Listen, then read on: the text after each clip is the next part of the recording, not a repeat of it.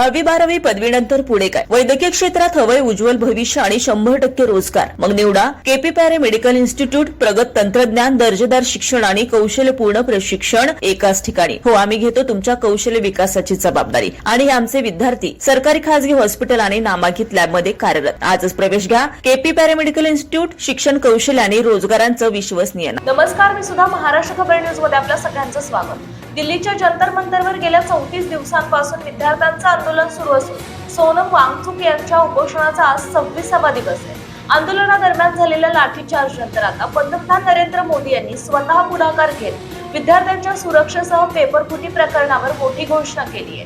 लाठीचार्ज नंतर पंतप्रधान नरेंद्र मोदी यांनी एक्स अकाउंटवर पोस्ट करत पहिली मोठी प्रतिक्रिया दिली.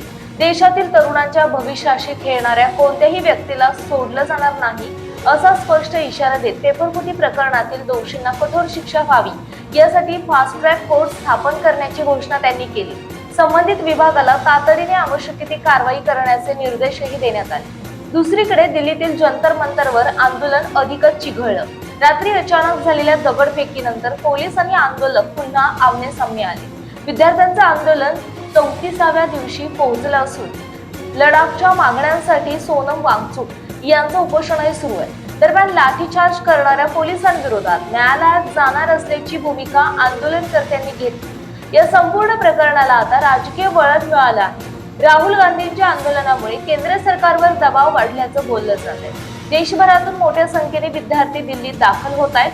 त्यामुळे मोदींच्या फास्ट ट्रॅक कोर्टाच्या घोषणेनंतर विद्यार्थी आंदोलन मागे घेणार की संघर्ष आणखी तीव्र होणार याकडे आता संपूर्ण देशाचं लक्ष लागलंय.